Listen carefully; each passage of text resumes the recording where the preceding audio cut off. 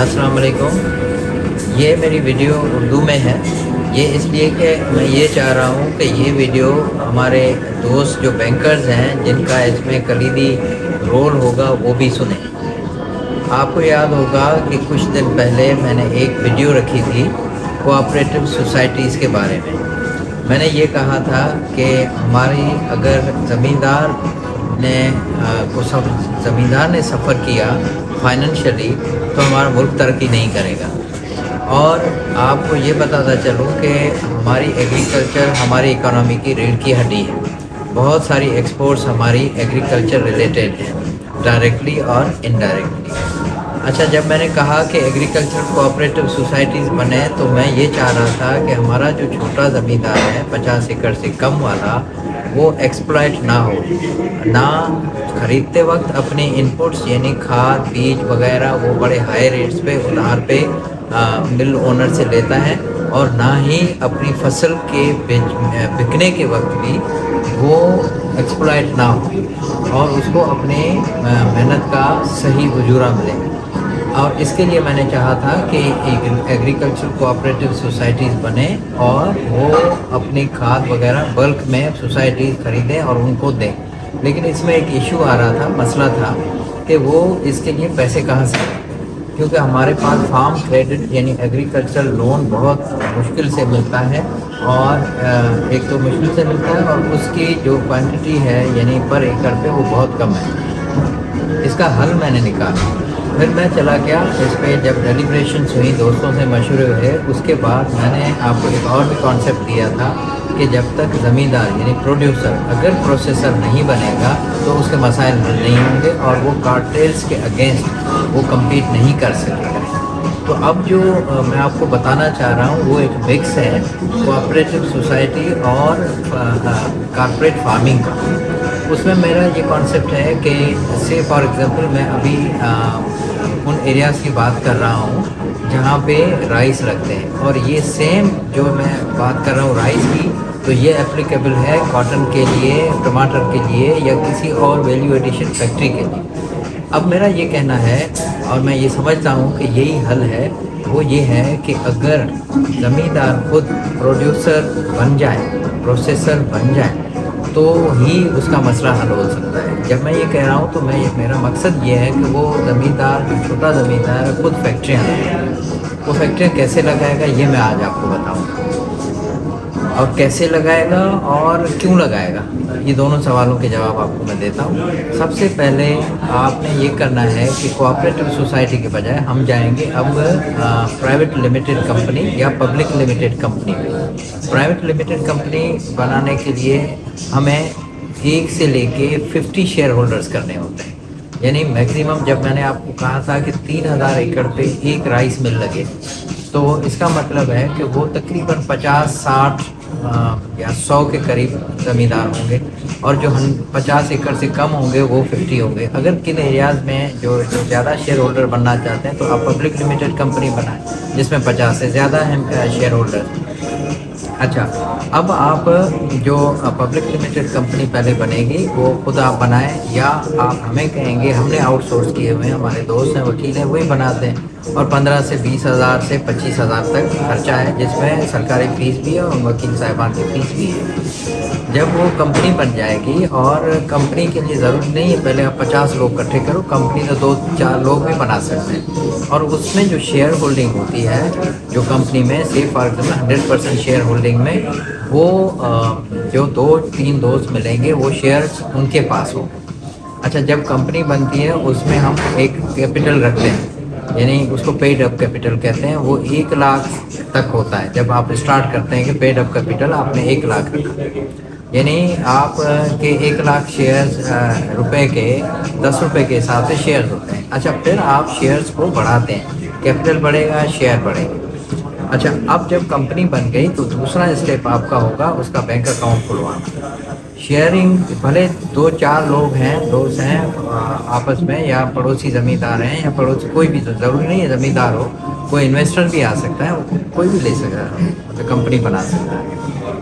जब कंपनी बन गई उसके बाद बैंक अकाउंट खुल गया, उसके बाद फिर आती है प्रोसेस के अब से फॉर एग्जाम्पल हमें राइस मिल लगानी है तो आप उसका प्लाट लेंगे और आप उसकी चार दीवारी लेंगे, लगाएंगे उसको, चार दीवारी लगाएंगे और अर्थ फिलिंग करेंगे। जब ये 3 काम कर लेंगे, ये काम कोई भी जो कंपनी बनाएगा ज़ाहिर है उसके पास पैसे होंगे, या अगर किसी के पास पैसे नहीं हैं तो कराची के दोस्त हैं वो सोशल बिजनेस करते हैं, यानी आप लोगों की बेहतरी के लिए वो कहते हैं कि हम ऐसा काम करेंगे जिससे हम कमा तो कराची में रहें लेकिन इन दोस्तों को सपोर्ट करने के लिए हम अपनी फाइनेंसेस डालेंगे।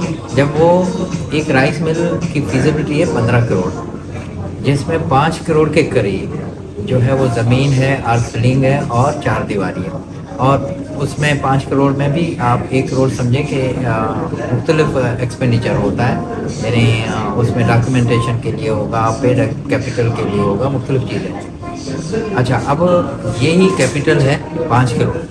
अब वो जो भी डालेगा, चाहे कराची से दोस्त आए, चाहे लोकल ज़मींदार आए, कोई भी बड़ा ज़मींदार आए, लेकिन उसकी एक कंडीशन ये होगी जो हमने सोचा है, क्योंकि ये हम मिल लगा रहे हैं for the benefit of small farmer, जो छोटा फार्मर है उसके फ़ायदे के लिए लगा रहे हैं, तो उसमें लाजमन ये होगा कम अज़ कम शेयर्स वो 25% शेयर इस कंपनी में उन ज़मींदारों, छोटे ज़मींदारों को जाएंगे, वो जब भी लेना चाहे।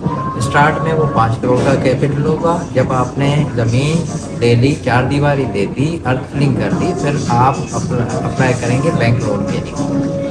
बैंक के पास आप जाएंगे, बैंक आपको मशीनरी और कंस्ट्रक्शन के लिए पैसे देगा।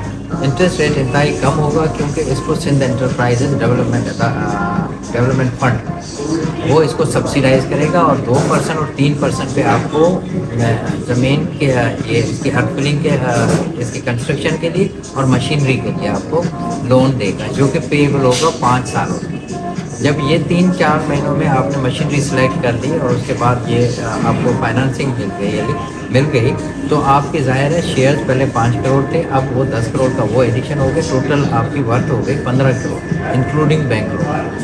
तो अब आप मुझे ये खुद बताएं कि जिसके पास शेयर्स होंगे वो सिर्फ प्लाट बेचेगा उसके पैसे ज़्यादा मिलेंगे, या बिल बेचेगा उसके ज़्यादा मिलेंगे। ज़ाहिर वैल्यू एडिशन के बाद चीज़ महंगी हो जाती है, लेकिन उसके बाद क्योंकि अभी अगर हम स्टार्ट में ऑफ़र तो है हमारी लोकल छोटे ज़मींदारों को, लेकिन उनके पास पैसे नहीं होते, उनके पास इतने पैसे नहीं होते कि वो अपना फसल के लिए खाद खरीद सकें। वो फिर उसी मिल ओनर के पास जाते हैं जो 10% पर मंथ के हिसाब से उनको चार्ज करता है इंटरेस्ट रेट। इसी इंटरेस्ट रेट से बचाने के लिए हम ये फैक्ट्री लगा रहे हैं, तो लिहाजा अभी नहीं खरीदेगा वो शेयर खरीदेगा बाद, लेकिन अभी जो शेयर खरीदेगा वो खरीदेंगे जिनके पास पैसे हैं। अच्छा, मैं ये नहीं कह रहा कि वो 2-3 बंदे होंगे, वहीं 15-20 लोग भी आ सकते हैं, वो शेयरों में बढ़ सकते हैं। उस 5 करोड़ पैसा चाहिए मिल को उस फैक्ट्री को लगाने के लिए पहले कैश, उसी के बाद ही बैंक आएगा आपके पास।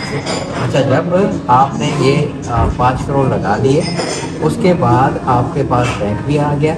उसके बाद जब मिल बन गई तो आपको पता है कि सीन इजीली अगर कोई देखेगा तो ही आपको बिलीव करेगा। उससे पहले तो डॉक्यूमेंट्स होते हैं, कागज़ों पे कौन पैसे देता है, कागज़ों पे वही देंगे जो इन्वेस्टर होगा। अच्छा, अब लाजमन ये है कि वो इन्वेस्टर जो आएगा जिसे 100% शेयर दिए, उसके लिए लाजमन होगा कि वो कम से कम 25% उस लोकल ज़मींदार को दे, या जो उस जो और शेयर होल्डर्स हैं कम से कम 50% वो उनको बेच दे। लेकिन वो ज़ाहिर है बेचेगा, अगर 10 रुपये का शेयर था, अब उसकी बिल बन गई है तो वो 10 रुपये का नहीं देगा, वो 20 रुपये का देगा, 15 रुपये का देगा, लेकिन फिर भी बेहतर है, उससे बेहतर है कि हो ही नहीं। अच्छा, उसके बाद फिर क्या होगा, जब मिल बन गई उसके बाद आपको फिर बैंक के पास जाना पड़ेगा कि मुझे रनिंग फाइनेंस चाहिए, वो भी आपको 13% पे मिलेगा, क्योंकि फिर ACDF उसको सब्सिडाइज करेगा, अदरवाइज़ ये 23% बैंक लोन। अच्छा, जब वो आपको 10 से 15 करोड़ 20 करोड़ कोशिश तो जितनी होगी मैक्सिमम बैंक दे, जितने भी पैसे मिलेंगे उससे वो मिल जिसको पैसे रनिंग फाइनेंस के लिए मिले उसके लिए वो खरीदेगा क्या, खाद खरीदेगा, बल्क क्वांटिटी में बीज खरीदेगा और दवाएं खरीदेगा, और वो खरीद के वो एक नया बिजनेस करेगा जिसमें 20-30% प्रॉफिट होता है, और वो खाद बीज और वो सारी वो चीज़ें ज़मींदारों को देगा जो कि उसके शेयर होल्डर्स भी होंगे। लेकिन उसमें क्या होगा कि वो 13% पे उसको मिले तो वो उसको उनको देगा ज़मींदारों को 20%, ताकि उसकी जो फाइनेंसिंग भी कवर हो जाए और रिस्क भी कवर हो जाए। जब 20% साल पे मिला, और जबकि उनसे पहले वो ज़मींदार ज़मींदार को जो खाद वगैरह मिलती थी वो 10% महीने पे मिलती थी, यानी 120% साल का। तो यहाँ पे सिर्फ 20% साल का है। तो आप खुद समझें कि उसकी जो प्रोडक्शन की कॉस्ट है वो कितनी रिड्यूस हो जाएगी और खुशहाल हो जाएगी। उसके बाद जब वो उसको ये हम देंगे जो इनपुट्स उसके लिए खाद बीज वगैरह, वापसी में वो क्योंकि हमारा शेयर होल्डर भी होगा, तो लिहाजा वो अपनी फसल इधर इस मिल में लाएगा जिसको वो प्रोसेस करवाएगा, और प्रोसेसिंग से जो पैसा मिलेगा जो कि कम से कम 500 रुपये पर मन पे है, तो वो प्रोसेसिंग के पैसे में भी वो हिस्सेदार हो जाएगा। और यूं उस मिल की जो प्रॉफिटेबिलिटी होगी, अर्निंग पर शेयर, यानी एक शेयर पे जब हम डिवाइड करेंगे तो 3 से 5 रुपये अर्निंग पर शेयर है, जो कि शेयर है 10 रुपये का, उस पर प्रॉफिट उसको साल का मिला या सीज़न का मिला 3 रुपये। 5 रुपये इसलिए कह रहा हूँ क्योंकि आपको लोन जो आपने लिया है उसकी किस्त भी देनी है, उसका इंटरेस्ट भी देना है, तो नेट जो है वो आपको कम से कम अर्निंग पर शेयर 3 रुपये आपको मिलेगी, जो जितने चाहे शेयर ले सके। लाख शेयर लेना चाहता है 10 लाख, टोटल शेयर्स 50 लाख होंगे, 10 रुपये शेयर की कीमत होगी, टोटल अमाउंट उसका होगा 5 करोड़। इसके शेयर कितने बने, अगेन बता रहा हूँ, 50 लाख शेयर होंगे। अब मैं चाहूँ तो उसमें लाख शेयर ले लूँ, मैं चाहूँ तो आप चाहें तो उसमें 10,000 शेयर ले लें। इसकी यही ब्यूटी है कि जिसके पास 5 लाख है, जिसके पास लाख है, वो भी उसमें शेयर होल्डर होगा और उसको उसी हिसाब से साल के एंड में प्रॉफिट होगा। अच्छा, एक और चीज़ बताऊं कि इसमें मैनेजमेंट कौन करेगा? मैनेजमेंट वही करेगा जिसके पास 51% शेयर हो। वो एक अकेला आदमी भी हो सकता है, वो 10 आदमी भी हो सकते हैं जिनके पास 10% हो शेयर्स के। ज़ाहिर है एक मैनेजमेंट होगी, उससे आप रब्ता करेंगे, आप अपनी अमाउंट जो उसी कंपनी के बैंक अकाउंट में डिपॉजिट कराएंगे, और उसके अगेंस्ट जब आप रसीद लेके जाएंगे उनके पास कि भाई ये हमने जमा करवा दिए, इतने अमाउंट के शेयर सर्टिफिकेट आपको इशू करेंगे।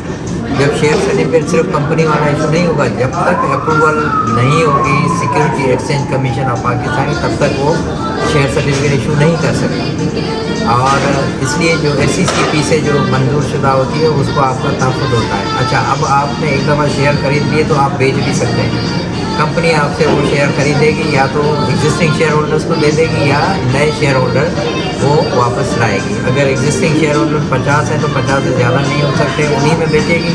अगर 50 से कम शेयर होल्डर हैं तो नए शेयर होल्डर्स को वो ला सकती है। ये बहुत आसान है। तो इसमें ये भी है कि जी, मैं आपको ये बता रहा था कि जो मैनेजमेंट के शेयर्स हैं वो 51% जिनके पास शेयर्स होंगे, एक आदमी हो या 4 आदमी हो, 10 आदमी हो, उनके पास होंगे, और वो वोटिंग के थ्रू होते हैं। और उसके बाद एक और चीज़ भी होती है जिसमें सारे जो 50-60 जो भी शेयर होल्डर्स होते हैं उनकी एक एनुअल जनरल मीटिंग होती है, जिसमें ये प्लान किया जाता है कि आगे लायबल क्या होगा, कैसे ख़रीदारी होगी, कैसे परचेजिंग होगी, कैसे वैल्यू एडिशन होगी, कैसे मिल को एक्सपेंड करना है, कैसे इसको एक्सपोर्ट करना है। जो भी इंपॉर्टेंट डिसीजंस होते हैं वो एनुअल जनरल मीटिंग में जो शेयर होल्डर्स होंगे वो अप्रूव करेंगे। उसके बाद ही उस मैनेजमेंट यानी CEO चीफ एग्जीक्यूटिव ऑफिसर उस कंपनी का वो एक्शन लेगा। एक उनकी मैनेजिंग कमेटी होगी जिसका हेड CEO होगा, और मैनेजिंग कमेटी जो है वो रिस्पॉन्सिबल होगी शेयर होल्डर्स के पास, जो कि एनुअल शेयर होल्डिंग में उनको एक प्लान देंगे पूरे साल का, उस हिसाब से ये चलेगा। अच्छा, अब ये तो सारी चीज़ें हो गई, आपको कहीं पे मिल जाएंगी, लेकिन अब हमें करना क्या है? जो आप लोकल ज़मींदार हैं, मुझे जो लोग अप्रोच कर रहे हैं, मैसेजेस कर रहे हैं, उनमें काफ़ी लोग एक्टिव हैं, काफ़ी पढ़े लिखे लोग भी हैं, और उनको आगे आना चाहिए। आपको ये बताता चलूँ, जब मैं ये कह रहा हूँ कि एक इलाका 3000 एकड़, तो मैं बात कर रहा हूँ एक तपे की, यानी तपो सिंधी में चलना है तपे की, या एक यूनियन काउंसिल की। उसमें 5-6 हज़ार एकड़ ज़मीन होती है, जो कि आबाद तकरीबन 3000 एकड़ ज़मीन होती है, जिसमें 80% छोटे ज़मींदार होते हैं। तो उन इलाकों में छोटे आप अपने जो एक्टिव लोग हैं आप ग्रुप बनाएं। ज़रूरी नहीं है आप बिल्कुल आपके पास 5 करोड़ हो तो आप ग्रुप बनाएं। आप अगर लाख रुपया भी खर्च कर सकते हैं तो भी ग्रुप बनाएं, 5 लाख खर्च कर सकते हैं तो भी ग्रुप बनाएं। आपने अगर ये तय कर लिया कि हमें अपने इलाके में मिल लगानी है, तो आप बिलीव करें कि पैसों की या